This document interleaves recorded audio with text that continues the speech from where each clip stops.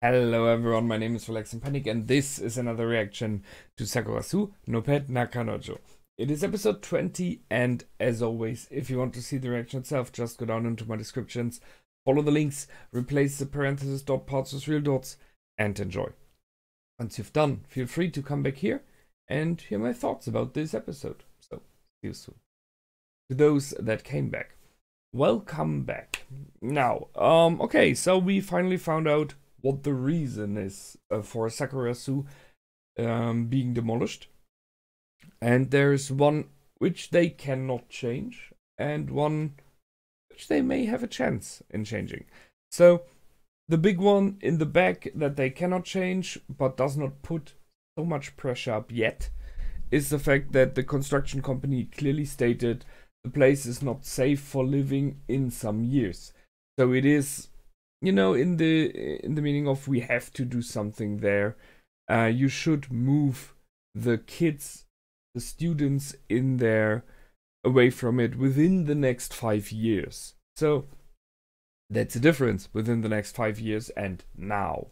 The pressure they put up right now is reasoned in Shiina, in Mashiru. So they have a reason to move them at all.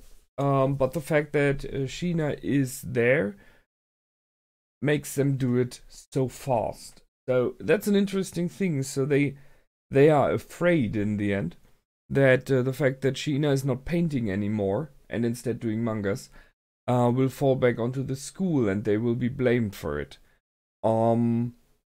Interesting. Yeah, I can see that partially.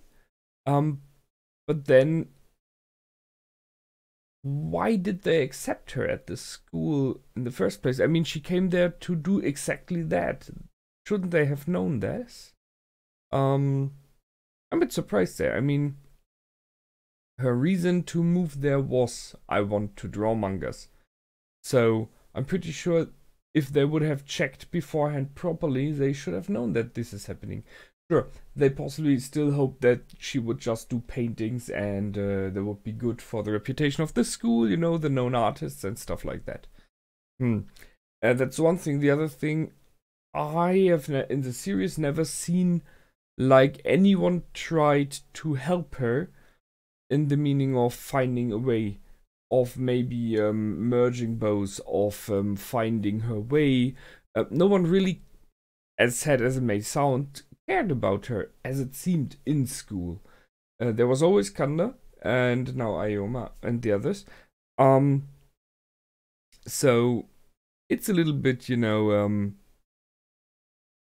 they did not really care for herself directly, but what she does makes them worried, and now they try to influence her surrounding to make sure that she either moves away or changes in the way that they want.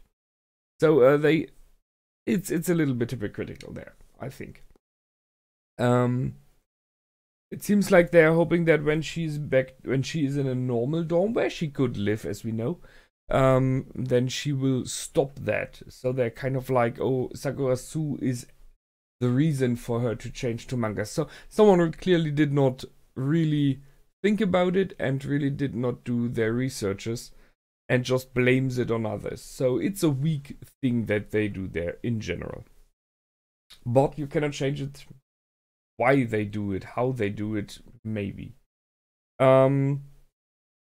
know that that our beloved teacher tried her best to change the view on it, but couldn't get through. And now it is on the students, possibly, to do something. I'm not sure about that. Talking about the teacher, I'm not sure, but there was this short moment in this episode where it was mentioned that there was someone in the past who didn't know if she should become a teacher or an artist and tried to move somewhere in between. Just saying, it might be her. It is just a slight chance, but you know, there might be another connection in there. Now what do they try? They try to get enough signatures from the students to reach the council, and then they have to listen and have to rethink about it, which does not mean they have to change it. It just means that they have to listen and check it again, because there's enough pressure, right? From what we've seen so far, it's very unlikely that they will change their decision. So I don't think this is the way to go, but at least it is binding everyone in the Sakurasou right now, that they are working together. And in some regards, it creates another memory, and maybe that's the important thing. It might be the last memory of Sakurasou, who knows? But, you know, this with flags waving, the boat goes down, we were all on board, we did not leave, something like that as a memory. It might be. We don't know if they are able to save it. I see the option that Shiina is doing it,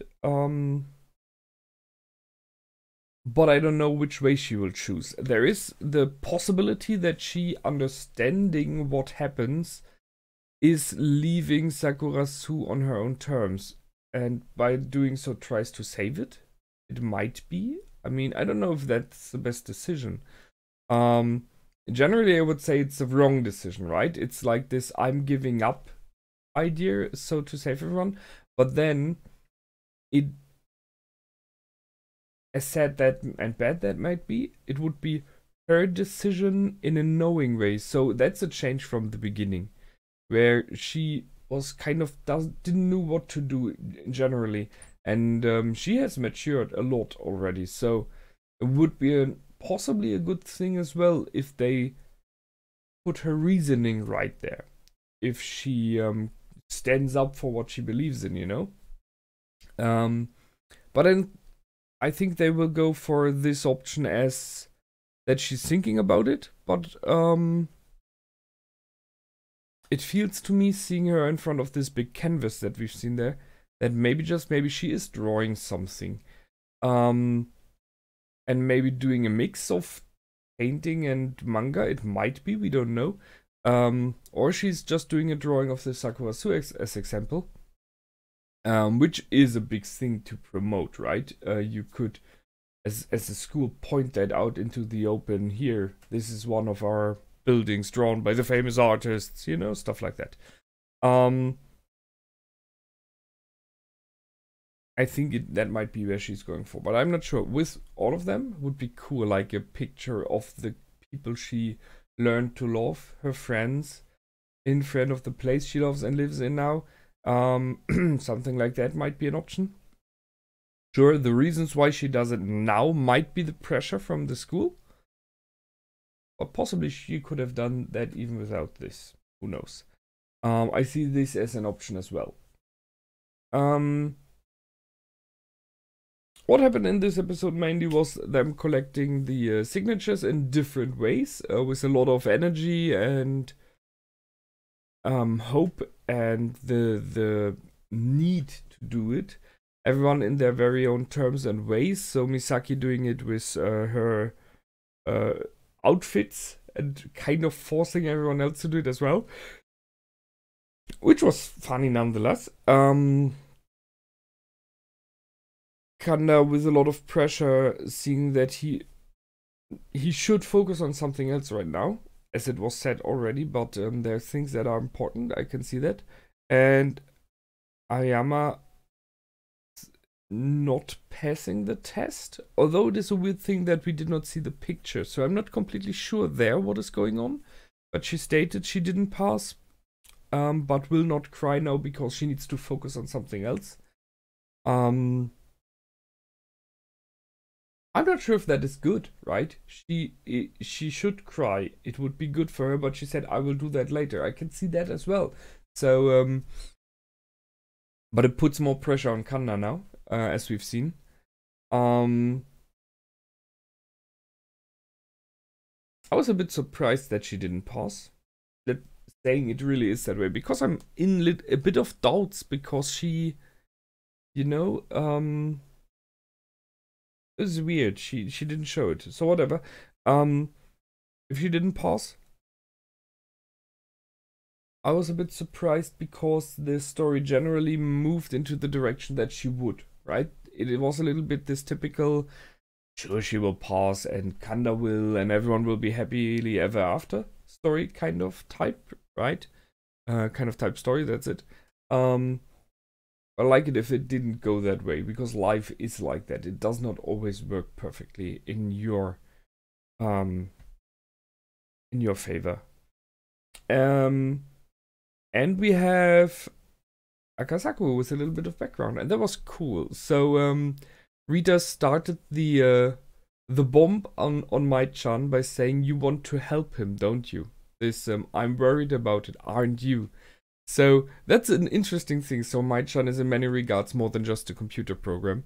She is kind of having her own feelings. So that worked. And sure, the information just slipped, right? Just important one. And with the help of Mai-chan, she got through to Akasaku. And he's helping now as well. So a little bit more background about him. We've seen that he's writing back. He was writing to her as well. There is still some contact. So not all hope is lost, because I'm still hoping for those two. I like it. And he's saying, yeah, well, it is impossible by one, but if we split it into small pieces, and that's the work a programmer has to do to make it solvable. So he's kind of arguing himself into it. Not wanting to confess the fact that he was kind of pressured in, because deep down he really wants to help. And he did already, right? A lot. So it's a good thing. They're in it. They go for more. And as I say, I think the major thing will happen. And the thing is, how will Shiina do it?